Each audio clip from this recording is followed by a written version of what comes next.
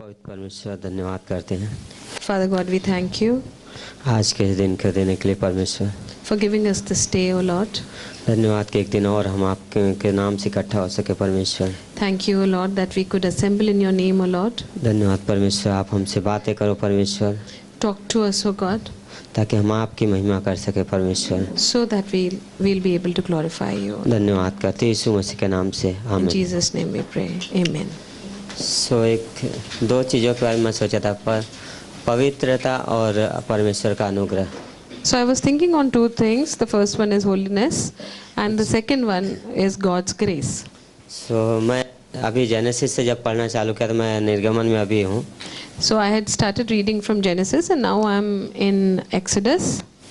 वहाँ पे देखते हैं कि जब परमेश्वर मूसा को 19 अध्याय में बुलाता है, निर्गमन को 19 अध्याय में पहाड़ पे, And when God calls Moses on the mountain in the 19th chapter of Exodus, तो वहाँ पे एक चीज़ परमेश्वर बोलते हैं so he says a thing there, कि ना ही जानवर neither animals और ना ही मनुष्य nor humans कोई भी उस पहाड़ को भी छूने ना पाए, should not come near the mountain or touch the mountain. क्योंकि जो कोई भी उस पहाड़ को भी छूने की कोशिश करेगा वो मर जाएगा। Because even if someone touches the mountain, they'll die. पवित्रता के लिए 3 शब्द हैं। There are 3 words for holiness. एक कादोस, Okay, the first word is kadus. दूसरा है हगियोस, The second one is hagios. दूसरा है कोदास। And the third one is kodas. तीनों का अलग अलग मीनिंग है। And all 3 have different meanings. हगियोस का मतलब होता है कि हमारे चाल चलन में पवित्र बने रहना। And hagios means that our walk with God should be, or we should be holy in our walk with God. और दूसरा एक बोलता है कि पवित्र अपने सामाजिक और नैतिक जीवन में पवित्र बने रहना। And the second one is that we should be in our social or moral life also, we continue to be holy. और एक इस तरीके से बोलता है कि अपने आप को परमेश्वर के लिए पवित्र अलग कहीं किए रहना। And the third one is to separate ourselves for God. तो ये जो पवित्रता जो शब्द है, So the word holiness, ये बहुत बार बाइबल में है। we see it many times in the Bible. और जब परमेश्वर उनको लेके आता है मिस्र से, And when God brings them out of Egypt, बार बार उन्हें चेतावनी देता है He warns them time and time again कि अपने आप को उनसे अलग किए रहना, that separate yourselves from them. उनके जैसे काम मत करना, Don't do things like them. उनके जैसे मत बन जाओ। Don't be like them. तो परमेश्वर इस बार की चेतावनी देता रहता है। So he keeps warning them, alerting them. लय व्यवस्था 11 का 44 देखेंगे। We will see Leviticus 11:44, actually 45, 44 और 45 दोनों। 44 and 45. क्या बोलता है? क्योंकि मैं तुम्हारा परमेश्वर याहवे हूँ, इस कारण अपने को शुद्ध करके पवित्र बने रहो। क्योंकि मैं पवित्र हूँ, इसलिए तुम किसी प्रकार के रेंगने वाले जंतु के द्वारा जो पृथ्वी पर चलता है अपने आप को अशुद्ध न करना। क्योंकि मैं वह याहवे हूँ जो तुम्हें मिस्र देश से इसलिए निकाल ले आया हूँ कि तुम्हारा परमेश्वर ठहरूं। इसलिए तुम पवित्र बने रहो, क्योंकि मैं पवित्र हूँ। For I am the Lord your God, you shall therefore consecrate yourselves, and you shall be holy, for I am holy. Neither shall you defile yourselves with any creeping thing that creeps on the earth, for I am the Lord who brings you up out of the land of Egypt to be your God. You shall therefore be holy, for I am holy. लय व्यवस्था 18 का दूसरा वचन बोलता है, And Leviticus 18, another verse says, इसलिए Second verse इस्राएलियों says, से कहा कि मैं तुम्हारा परमेश्वर याहवे हूँ। तुम मिस्रियों के कामों के अनुसार जिसमें तुम रहते थे न करना, और न कनान के कामों के अनुसार भी जहाँ मैं तुम्हें ले चलता हूँ न करना, और न उन देशों की विधियों पर चलना। Okay, speak to the children of Israel and say to them, I am the Lord your God. According to the doings of the land of Egypt, where you dwelt, you shall not do, and according to the doings of the land of Canaan, where I am bringing you, you shall not do, nor shall you walk in their ordinances.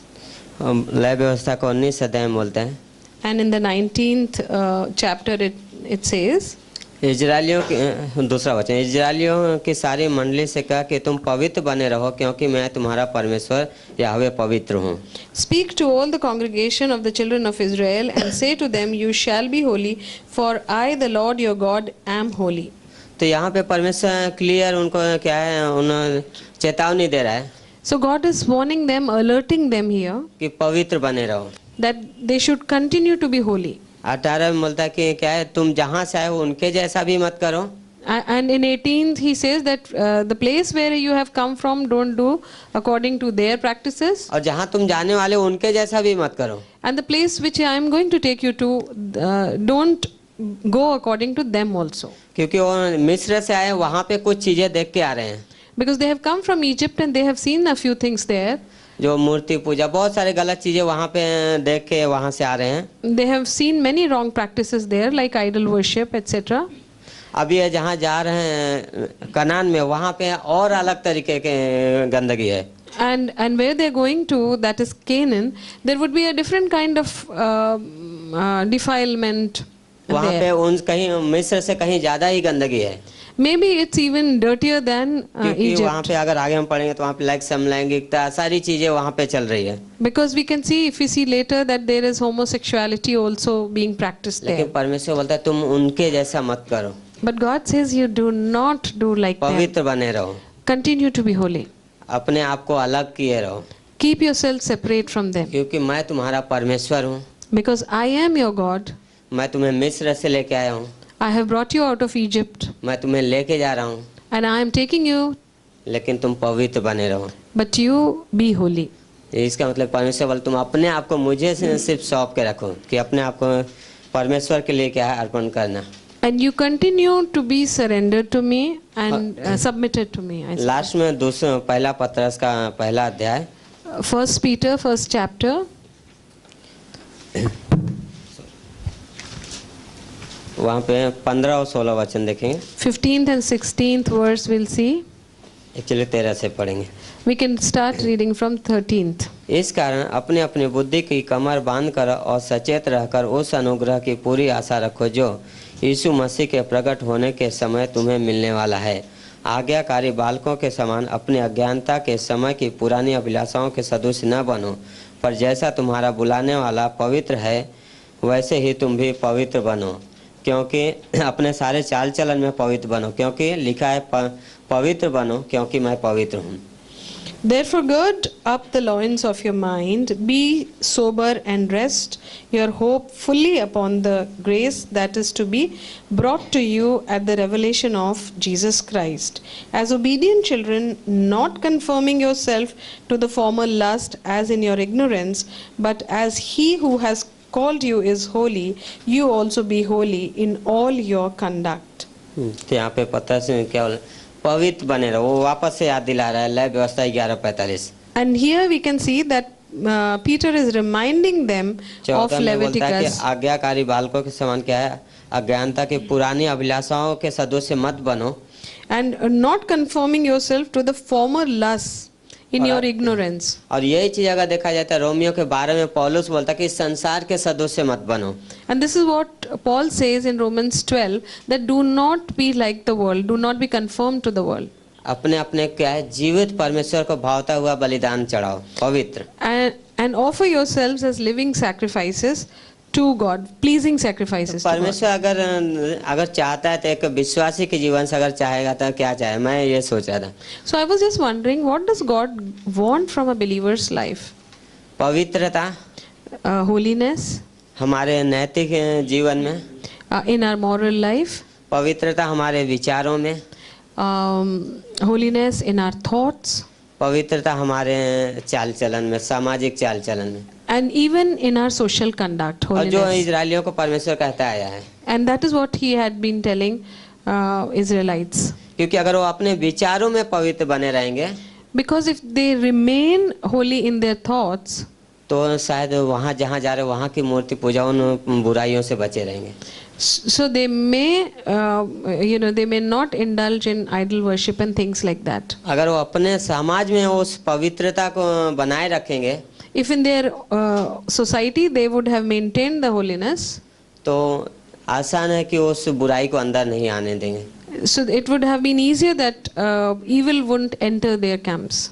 तो परमेश्वर वही बोले, तुम पवित्र बने रहो So that's what God says, continue to be अपने चाल holy चलन में, in your conduct, अपने समाज में, in your society, अपने विचारों में, in your thoughts, और परमेश्वर को क्या है, उन सारी चीजों में क्या है, परमेश्वर को समर्पित कर देना। and to submit everything to God. इसलिए पौलुस बोलता है पवित्र परमेश्वर को क्या है, अपने आप को भावता हुआ पवित्र करके क्या है, बलिदान चढ़ाओ। So offer yourselves as pleasing sacrifice to holy God. परमेश्वर आजकल हमसे बलिदान की मांग तो नहीं करता, Nowadays he doesn't ask for sacrifices, लेकिन वो एक चीज मांग करता है कि हम पवित्र जीवन उसको जिए उसके साथ। but he wants us to lead holy lives. और ये वैसे ही होता है जब हम उसके साथ बोलते हैं एक भक्ति का जीवन, समर्पित जीवन जीते हैं। And when we live a life submitted to him, surrendered to him. ये आसान नहीं भी है, आसान है भी। In a way it's not easy, otherwise it's very easy also. अगर हम परमेश्वर को समर्पित हैं तो बहुत ईजी कि हम वो पवित्रता का जीवन जी सकते हैं। If we are surrendered to God, if we are submitted to him, it's very easy to live a holy life. अगर नहीं है If तो not- बहुत ईजी है कि बाहर की चीजें, बाहर के विचार हमारे अंदर आ जाए। If not, then it's very easy that evil from out or we can be conformed to the world. इसलिए परमेश्वर ने बार बार चेतावनी देता है That's why God wants time and कि again तुम पवित्र बने रहो और याद रखो that you be holy and remember कि मैं तुम्हारा परमेश्वर हूँ। that I am your God. ये याद रखना कि मेरा परमेश्वर कौन है, To remember that who is my God, मैं किसको दर्शाता हूँ, whom do I reveal, और ये बहुत मायने रखता है। and it really matters a lot वो हमारे जीवन में, in our lives, हमारे चाल चलन में, in our conduct, हमारे समाज में ये मायने रखता है। in our society. It really means a lot. It क्योंकि हम matters a जिसको lot दर्शाते हैं because the one whom we reveal, हम उसका एक मैसेज लेके चलते हैं, संदेश लेके चलते हैं। we take his message along with us. हम हमारे पवित्रता के जीवन के द्वारा उस पवित्र परमेश्वर को दर्शा सकते हैं।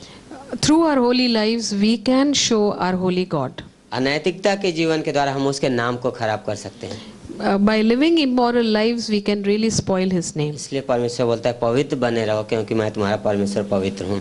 And that is why he says that be holy because I am your holy God. आमीन। इधर ही आमीन। खत्म करेंगे, अनुग्रह का पाठ कभी और।